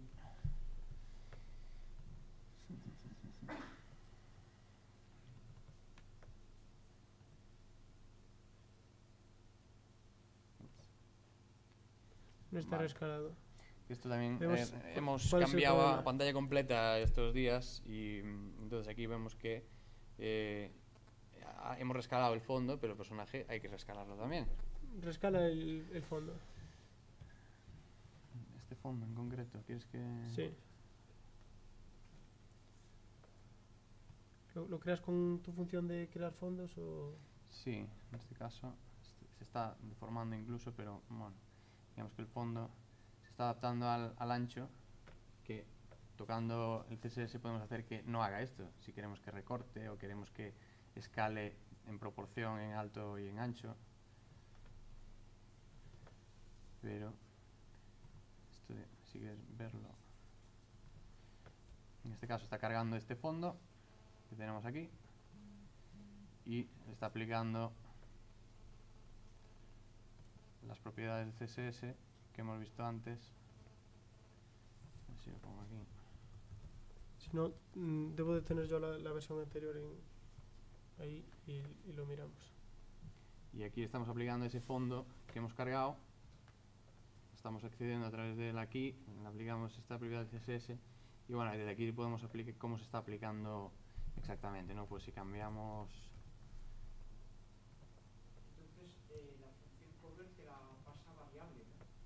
La función cover en concreto es una propiedad de CSS del background, del tamaño del background, que se la estamos indicando aquí en JavaScript, pero podía estar de hecho está en el CSS, para que en este caso el objeto del HTML identificado como container, que lo hemos llamado así, se le está aplicando esa propiedad que lleva ese background y ese tamaño de fondo en concreto. Podemos decirle que sea la mitad de la pantalla, podemos decirle que se adapte, que no se escale, que siempre tenga el mismo tamaño, y eso lo podemos hacer tanto fijo en el CSS como cambiarlo por cada juego. A lo mejor nos interesa que ese fondo actúe distinto.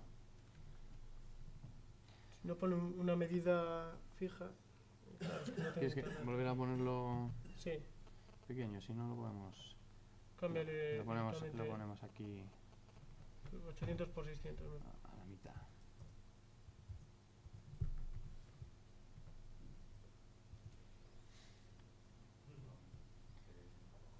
Vale, se vería así.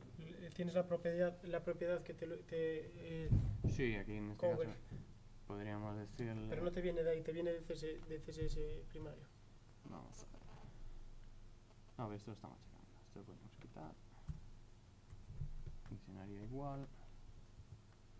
Y lo podemos añadir. Pero bueno, que para efectos de lo que queremos Sí. ver nos vale igual.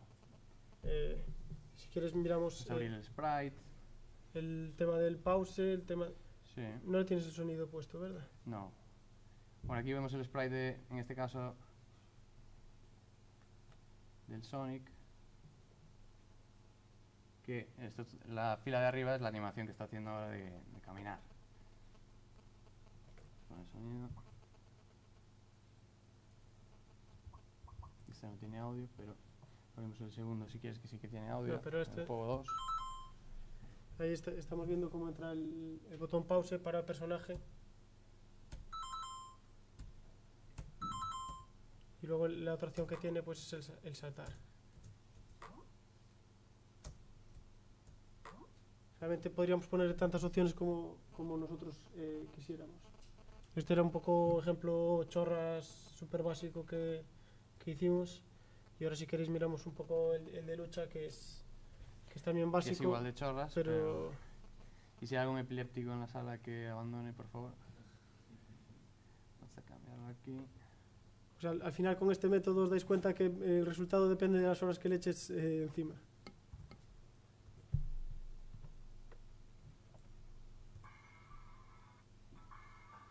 Vale, vamos a cambiar cómo estaba esto.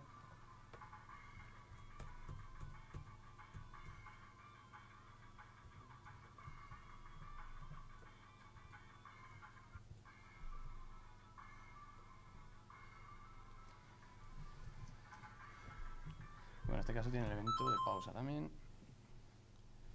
¿Qué nos fijamos? A ver si alguien sabe por qué se está moviendo el fondo. Porque somos tan vagos que de fondo cogimos un GIF animado. O sea, no estamos cambiando el fondo, realmente el fondo siempre es el mismo. Para un juego de lucha, no sé si os pensáis en el Street Fighter o cualquiera de ellos, que tiene pues gaviotas que se mueven y tal, pues tiene su sentido. Es en plan, ¿para qué le vas a meter complejidad a tu juego si realmente no la vas a aprovechar? Si interactúas con esos elementos, si aquí interactuáramos con los rayos, pues sí. Pero si no interactuamos, nos da igual. Bueno, en este caso el GIF también tiene sus limitaciones, ¿no?, de calidad. Pero tenemos algún juego, hemos hecho alguna cosilla que incluso ahora con HTML5, ese fondo que ahora es un fondo animado, podría ser un vídeo en bucle, que HTML5 te permite cargar un vídeo, ponerlo de fondo, y de hecho ahora estamos, uno de los juegos que se van a hacer pues tiene un poco que ver con eso, de poner un vídeo de fondo, varios vídeos concatenados según los eventos que tú ejecutes, y si no es un vídeo, en este caso, lo que decía Rafa ahora, esto podrían ser cada elemento que veis aquí del GIF.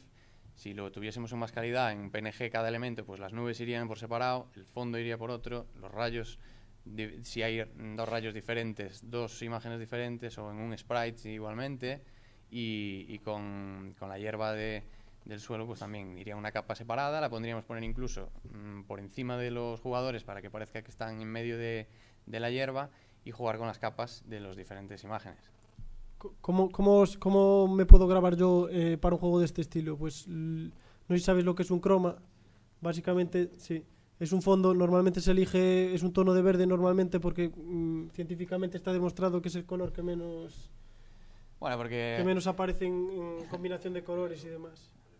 Sí, en la ropa, el color de la piel. Básicamente coges el Photoshop y haces borrado mágico de ese color y ya está. Bien, si os dais cuenta aquí no lo hicimos así, cogimos el paint y rodeando con el a los personajes. Por eso se ve un aura blanca a veces en algún punto, porque está hecho de aquella manera. A ver, lo que habéis dicho antes, de en vez de coger con fondo un GIF, se puede coger un vídeo. Sí. Si coges con fondo un vídeo, consume mucho más que si se coge con fondo un GIF, ¿no? Depende del tamaño de... O sea, realmente te sorprenderías de lo optimizados que están algunos vídeos. Sobre todo Y los GIFs tan poco optimizados que hay. Sobre todo el problema con los vídeos es que para tener una buena calidad normalmente pesan más, obviamente. Entonces hay que buscar una buena compresión del vídeo para que se vea bien y pese lo menos posible. O sea, que puedes conseguir una calidad del vídeo ligera Sí. que pueda competir con el peso que tiene un vídeo. Sí. Hombre, Y luego depende. yo voy a hacer un ejercicio de imaginación más allá y es, pues yo me montaría una página de loading y mientras estoy cargando en background todos los elementos, pues pongo una barra que tarde lo que tarda hasta cargar el resto, como hacen muchos juegos cuando enciendes la Play o algo de ese estilo. Incluso puedes cargar imágenes ligeras o cosas así para que se vaya entreteniendo mientras haces eso. O sea, realmente si te das cuenta es lo que tú seas capaz de hacer. Lo que pasa es que, claro, si tarda un montón en cargarse, al final... Pues sí, nadie te va a jugar a tu juego. Pero bueno, yo te digo que si pesa poco, si lo precargas, tu problema es, si pesa mucho, que va a tardar en cargar. Pero la gestión del vídeo no va a ser tu problema. Tu problema va a ser que tengas un JavaScript mal estructurado, que haya eventos que se pisen unos a otros, que alguna función se quede colgada porque otra está haciendo algo que no debería. Al final lo que te va a hacer un mal rendimiento es un mal código JavaScript. Los vídeos en HTML5 se cargan bajo demanda.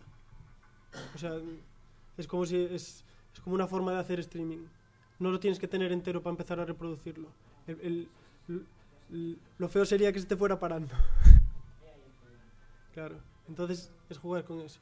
Es mucha locura si en tu vídeo de fondo lo que es la interacción va a estar en una única parte, poner un background, una imagen y poner un vídeo en una zona parcial. No. No hay problema. Sí. De hecho, hasta lo hacemos. En el vídeo que veíamos antes de los juegos que hacíamos en nuestra empresa, ya hay un punto que se ejecuta un vídeo y el último frame de ese vídeo se usa como imagen para fondo del juego que viene a continuación y no se nota que has pasado de vídeo a imagen. Parece que se ha quedado ahí el vídeo y ha quedado ahí. Incluso al final aquí en Canvas es un lienzo y le puedes decir de aquí a aquí este vídeo, de aquí a aquí. O sea, puedes llegar a este nivel y estar mostrando 4 vídeos a la vez. O sea, es lo que se te ocurra. Y el que ejecuta todos los vídeos y demás es el cliente, ¿no? Claro. ¿Cómo que te ejecuta los vídeos? Sí, o sea, que el vídeo se sufra parones o se vea mal va a ser culpa de la máquina del que lo está ejecutando. Sí, no te va a suponer coste computacional más allá de enviarlo.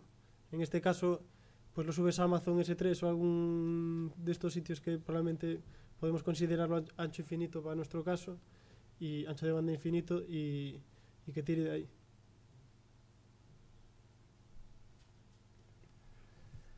Bueno, falta ver el evento hemos visto antes el sprite, que había una fila, la animación del puñetazo, que la tenemos asociada en los eventos que hemos visto antes. Teníamos el intro para el pause y el espacio para ejecutar la animación de procesar el golpeo.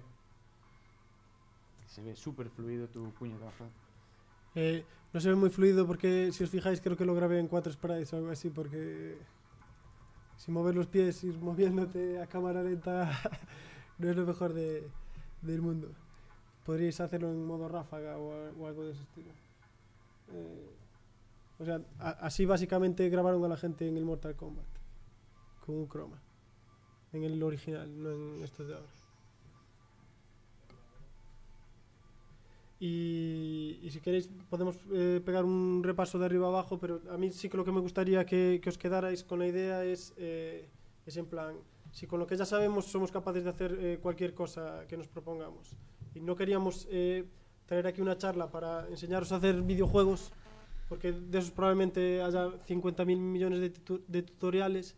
Os vamos a enseñar una charla de cómo podríais montar vuestro propio motor de videojuegos si os diera la gana, que probablemente no va a ser el caso. Pero... ¿sí? Nada. Pues eso, me gustaría que os quedarais con esa idea. O sea, al final meterle patadas, puñetazos, que ande hacia adelante, que ande hacia atrás, el motor de colisiones, es lo mismo una y otra vez. Y ya por último, sí, habéis creado videojuegos con HTML5 y con JavaScript, con un framework de JavaScript. Sí. ¿Lo habéis hecho alguna vez con Python? Yo personalmente no.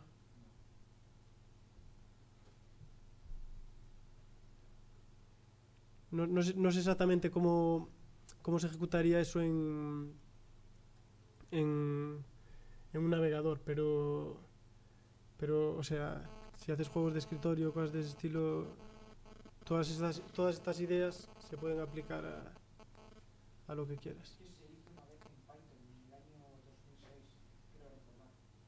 Pero no eran juegos de navegador, entiendo. Claro.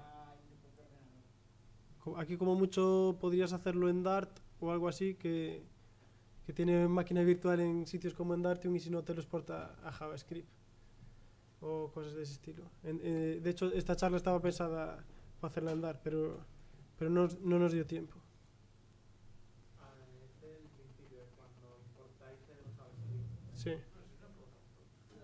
Ya le estamos haciendo preguntas, ¿no? Sí. Sí. Es una pregunta muy tonta del principio, de cuando importáis el JavaScript. ¿Hay alguna diferencia de hacerlo con el require que hacerlo tal cual? Cuando realmente, cuando tienes un archivo 2, te da igual, incluso es más fácil hacerlo a mano. Cuando tienes un proyecto en el que tienes 45 JavaScripts y no cada uno carga uno, sino cada uno carga 7 o carga 8, te es muchísimo más difícil, sobre todo porque, vale, esto está hecho como muy a mano, pero luego hay herramientas como Grunt, Gulp y demás que vienen aquí. ¿Conoces Maven? No. Gradle. Pues básicamente son herramientas de gestión de proyecto de código, que lo que te hacen, pues tú le puedes decir, vale, me lo vas a compactar, minimizar, es decir, sácame los espacios en blanco, incluso ofuscar, que no deberíamos de hacer en principio, porque al final sí que son capaces, o sea, la gente es capaz de darle la vuelta, o incluso comprimir, o incluso que estos 5 archivos que te los va a pedir una página, concaténamelos en uno y mándalos de una vez. Y entonces ahí realmente es donde empiezas a apreciar las ventajas. O sea, de que Require. si fuese un proyecto gigantesco con un montón de JavaScript, pues sí tendría sentido, ¿no? No tan gigantesco, probablemente Bueno. con 4 o 5 clases más. O sea, yo ya le veo sentido así. Con varios JavaScript sí que tendría algo de sentido hacerlo, pero con uno solo... Con uno solo no tienes nada que importar, pero... Vale. Al final, si esto, pues lo ideal sería pues tener el tema de audio, música y demás, la función de iniciar y tal, pues tenerlo en una librería JavaScript, y así con todos los eventos comunes o tal, tenerlo en otra, etcétera. Al final, o sea, a poco que hagas un motor un poco sencillo, te vas a ir a 15 librerías fácil. Y no es fácil gestionar eso en el día a día después. Has dicho antes un gestor de proyectos.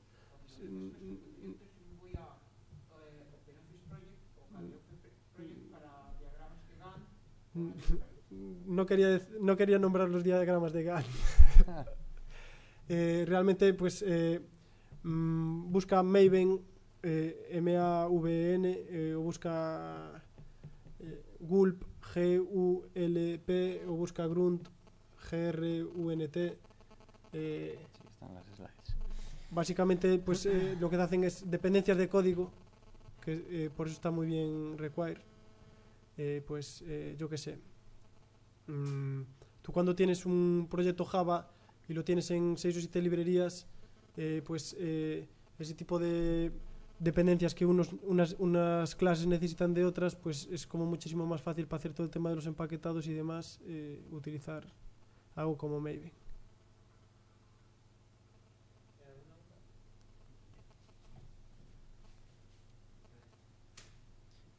Nada, dos preguntas. La primera, que, bueno, no sé, a lo mejor lo habéis dicho al principio de la charla, que ¿cuánto tiempo os ha llevado aproximadamente crear el motor? Bueno, esto no es un motor, esto es un juguetito. Bueno, sí, el juguetito. Esto, un día o 2 días. Vale. Pero un día o 2 días no enteros. En plan, yo qué Horas sé, sueltas. 3 horas de un día, 4 horas de otro. Somos gente de back, que no somos gente de front. Bueno, Fernando es de front, pero aquí es tener la idea y si eres capaz de ser lo suficientemente imaginativo como para decir, me está tardando en cargar mucho el vídeo, voy a meter esta pantalla por delante, tal. Pues, o sea, las soluciones suelen venir por la imaginación más que nada. Vale. De hecho, yo no sé cómo se hace un motor de videojuegos, nunca he visto el código de un motor de videojuegos. Vale. Sí, y otra pregunta era, bueno, supongo por lo que estás diciendo que más que nada habéis tirado de la intuición, que es además el tema central de la conferencia, de la charla que estáis dando, ¿no? Como que utilizando los conceptos que ya tenemos más o menos de la universidad, que en principio podemos hacer estas cosas. Pero ahí, yo qué sé, ¿hay alguna cosa, algún libro, algún autor que hayáis leído y que os haya dado ideas o pistas? ¿O en general habéis tirado de lo que ya más o menos sabemos todo? Probablemente tema de código limpio, gestión de patrones de diseño y demás, sobre todo patrones de diseño de orientación a objetos, sí, pero no están muy enfocados al tema front ni al tema JavaScript. No sé, o sea, al final estos libros que a mí me gustan, pues que son los más vendidos, pues hace 15 años o 20 que existen, no son de ahora. Y muchas veces son los tochos estos que te manda el profesor, que son infumables. Yo creo que para el caso que nos ocupa, el motor de videojuegos en JavaScript, creo que os va a ser más útil dominar o trastear con un framework como Backbone y buscar pues, los tutoriales o dominarlo para comprender cómo funciona, y después cualquier libro de JavaScript como el de Good Parts o algún libro de jQuery si decís usar jQuery, sobre todo dominar bien las buenas prácticas de JavaScript, os va a ser más útil a la hora de que bueno, al fin y al cabo vuestro motor puede ser diferente a puede tener otra estructura, pero la que decidáis, si domináis bien JavaScript, jQuery y vuestra estructura, vuestro framework funciona bien, os va a resolver más tener eso bien hecho, vuestro código bien montado, que a lo mejor leeros un libro de un motor de videojuegos o de cómo hacer videojuegos, que al final vais a aprender esa manera de su estructura, como sea, pero si hacéis un mal código, la chicha de JavaScript, al final no va a funcionar bien. Sí, voy a completar un poco la pregunta de Require del amigo, y es que al principio, si os fijasteis, cargábamos jQuery, cargábamos underscore y no los usamos para nada. ¿Por qué? Porque las estaba usando Backbone y son dependencias que tiene. Entonces las tendríamos que cargar sí o sí. Pero luego en el resto del proyecto no las estamos cargando, porque lo que cargamos es Backbone. Vale, hasta ahí todos lo entendemos. Si ahora tuviéramos otra cosa que yo hago con jQuery, igual no utilizo la misma versión y me empiezo a meterme en el jaleo de cuántas versiones de jQuery tengo que tener en mi proyecto, cómo sé que son las mismas o demás. Entonces, a poco que utilices 2 o 3 cosas y utilicen otras cosas por detrás, ya empiezas a tener problemas de colisión de mismas librerías y demás. Entonces, manejar eso tampoco es nada sencillo.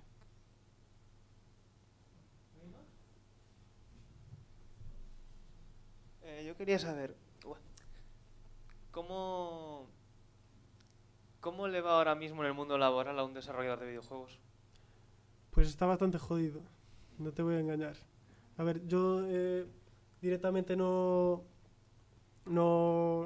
tengo gran amistad con ninguno, pero estoy trabajando en una empresa que es Otogami, no sé si la conocéis, que tiene el buscador de videojuegos que hay en España y demás, y sí que teníamos a veces desarrolladores españoles que lo que hacían era, pues hablaban con nosotros para que les sacáramos el producto a un precio mejor o firmado o en versión premium.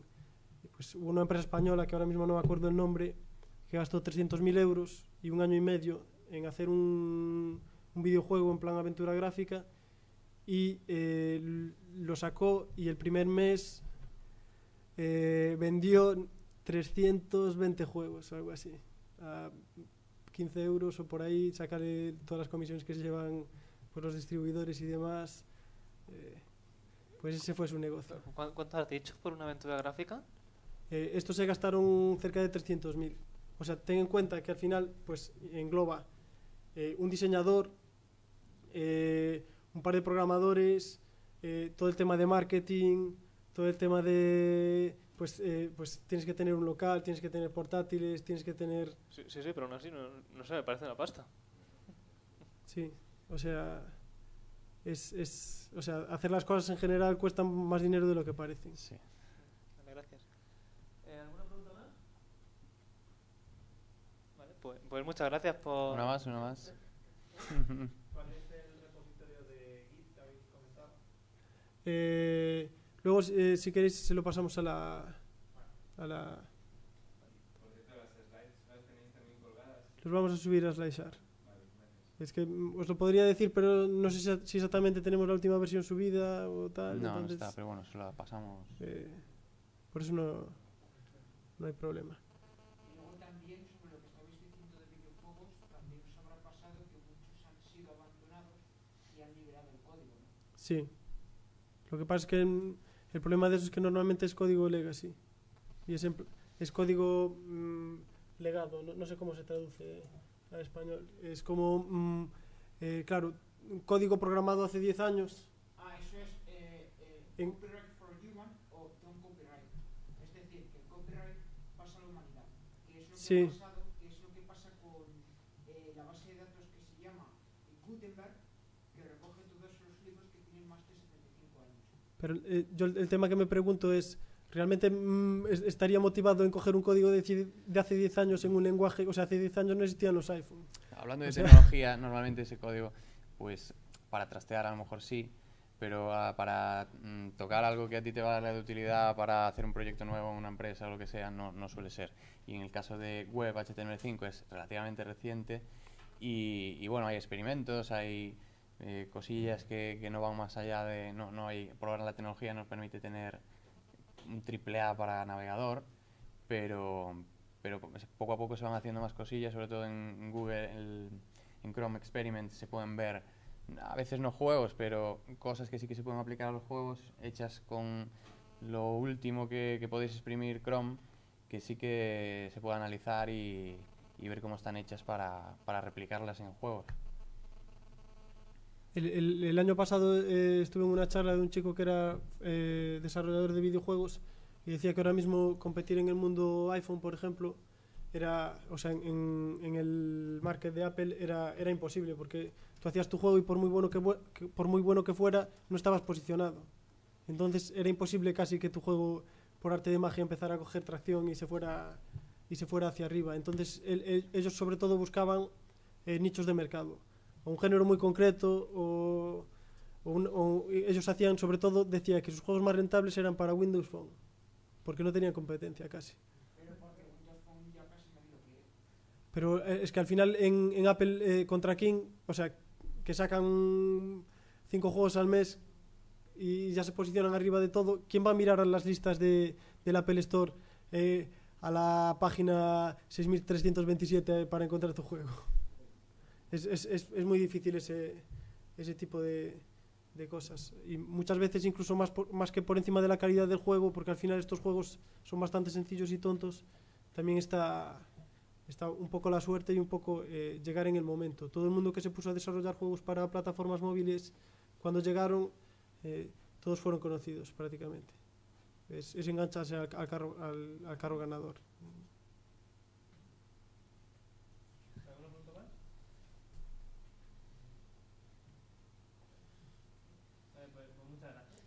A vosotros. A vosotros. Bueno, y por último, antes de irnos, os comento que en la startup donde trabajamos, en se llama Jump, que estamos buscando gente para unirse al equipo, para trabajar en este tipo de cosas, ¿no?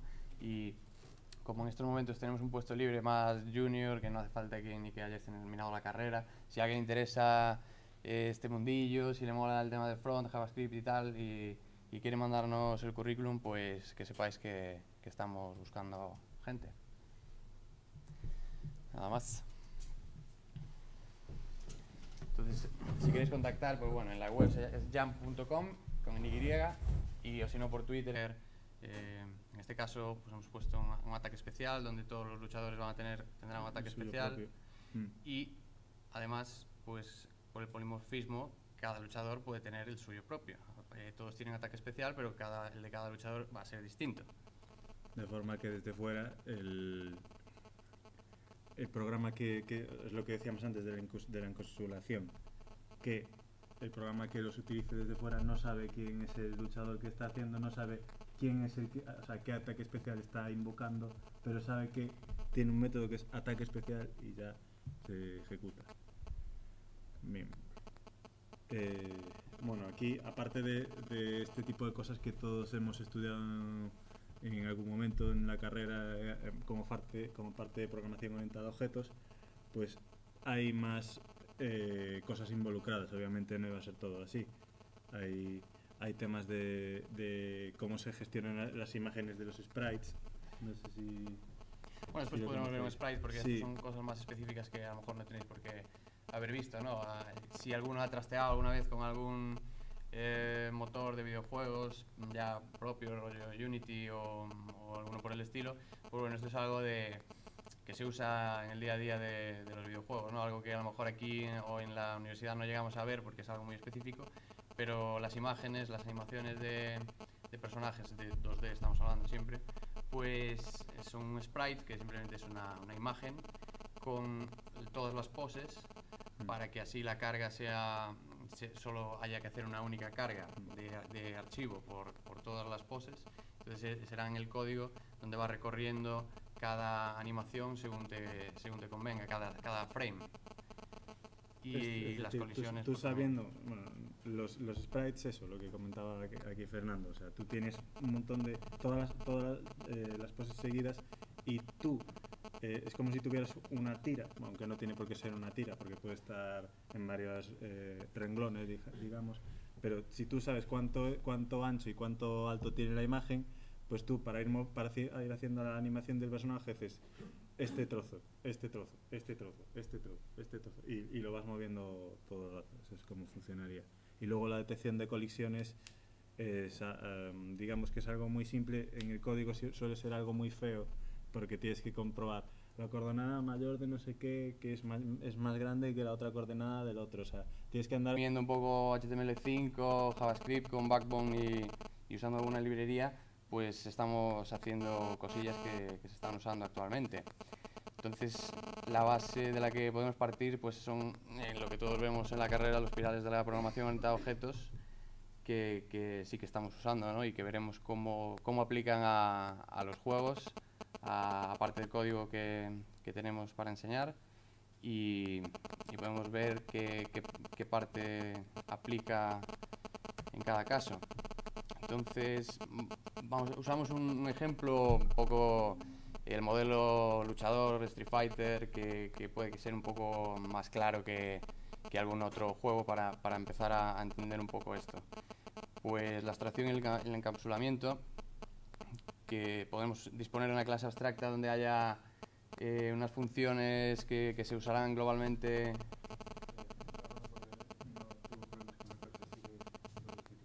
Sí, como os decía,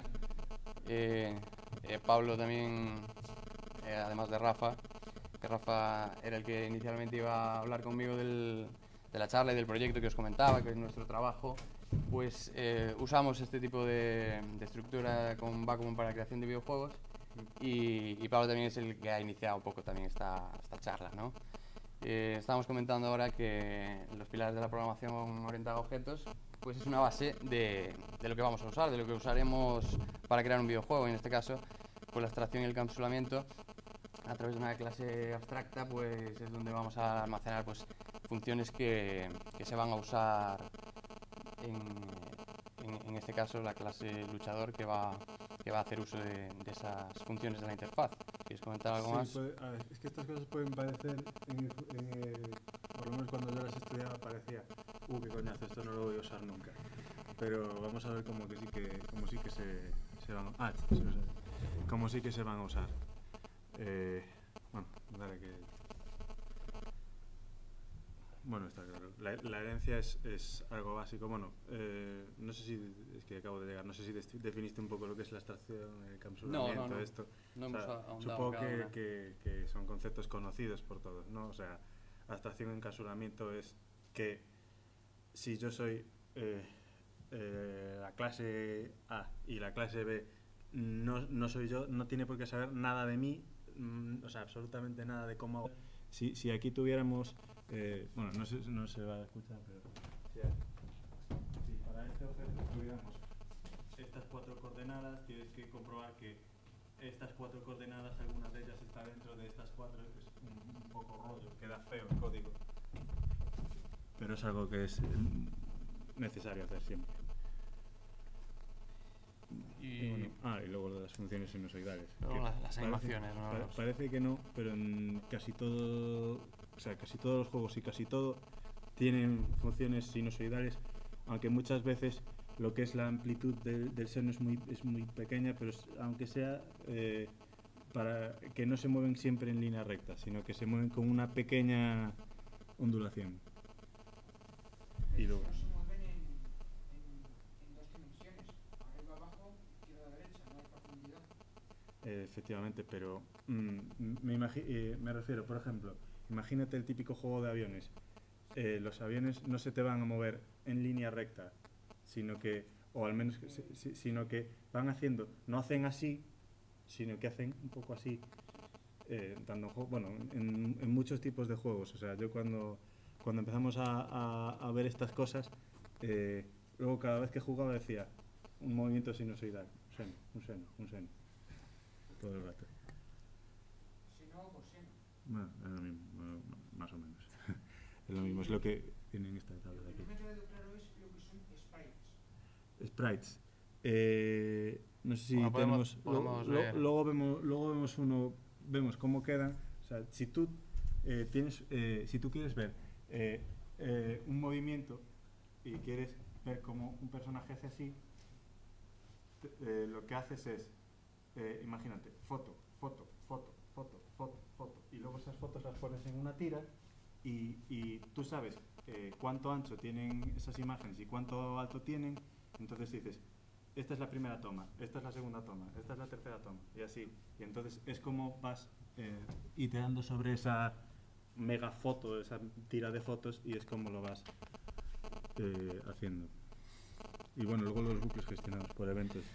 Sí, pero bueno, complementando lo de los sprites. El concepto de sprite nace por la optimización también, ¿no? Porque como una película está formada por frames que cuando los reproduces uno detrás de otro, pues da la sensación de animación. O las cosas por dentro, ¿no? Eso es un poco. Bueno, comenta ahí. No, pero comenta la herencia, hombre de Dios. Sí. Ostras. Anda. Ahí estamos. En pantalla completa no... Vale. ¿Hay algo que fuera un dibujo bonito que quisieras enseñar? No, podemos... Sí, obviamente estaba en pantalla completa desde el principio, ¿no? Vale, bueno, resumir... Ostras. Nada, esto es lo inicial. Empieza aquí la chicha. Sí. Esto era la mítica imagen que hemos visto toda la vida, por lo menos nosotros. Sí, la de los libros, la de todos lados. Sí. Vale. Bueno, pues aquí, como veis, ¿no? La herencia, algo que vemos siempre, que vemos que se puede aplicar también en este caso, los videojuegos, ¿no? Claro, a ver si una clase base puede tener una serie de funciones que después, dependiendo de cada juego, va a heredar de esa clase, pero van a complementar cada juego con otras funciones que pueden no compartir con otros. Esto lo queremos utilizar al principio cuando pensamos en hacer esta charla, pensamos, a mí me gustan más los juegos de plataformas, a Rafa le gustan más los juegos de lucha, tal. Entonces la idea era... pero ambos tipos de juego tienen cosas en común, como que todos tienen pausa, todos tienen música de fondo, todos tienen efectos, pueden tener efectos, todos pueden tener imágenes de fondo. Yo qué sé, si quieres ponerle efecto de lluvia o lo que sea, pues eso es común en todos. O sea, parece que no, pero hay cosas que son muy comunes a todos los juegos que utilizamos aquí.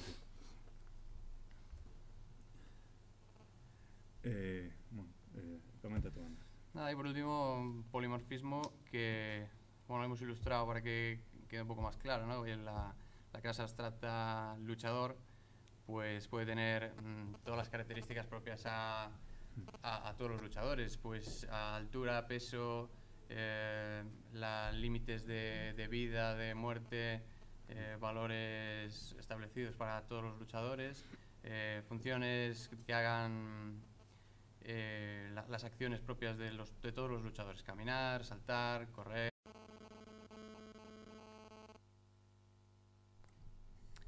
Vale.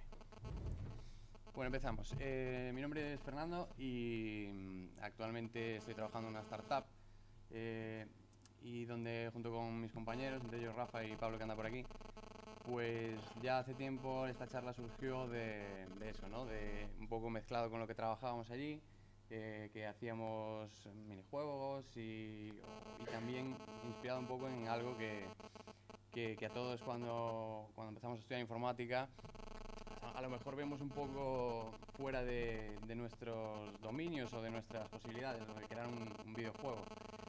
Y de ahí surgió la idea de esta charla, un poco para compartir con los demás, pues que la idea de que se puede hacer un videojuego con conocimientos que se tienen, que a lo mejor no sabías que podías aplicar para la creación de un videojuego. Siempre que pensamos en ese tipo de software, pues tiene sus características, hay diferentes géneros. De principio puedes pensar que no hay nada que englobe a hacer una clase general, algo que pueda englobar a cualquier videojuego, ¿no? Porque hay múltiples géneros. Ahora mismo estamos en un mundo multiplataforma que también dificulta las opciones a la hora de crearlo y las limitaciones creativas, obviamente. Entonces nos surgían estas preguntas que también, ya os digo, que fuimos descubriendo en nuestro trabajo, además de en nuestro tiempo libre, pues respuestas a estas preguntas: ¿qué necesito? Si los conocimientos que tenemos valen para crear un videojuego, si necesitamos aprender algo más, por dónde empezar, si nosotros mismos nos valemos, necesitamos ayuda, necesitamos hacer algún cursillo, por dónde tirar, ¿no? Y en este caso descubrimos que, bueno, con lo que estábamos empezando a hacer en nuestro trabajo, que os enseñaré después también, aparte del código, algo que se está usando ya, que os digo, no vamos a ver un videojuego AAA, pero sí que hay cosillas que están funcionando ahora mismo, que a priori podrías pensar que está montado con algo muy complicado, pero bueno, como veremos, simplemente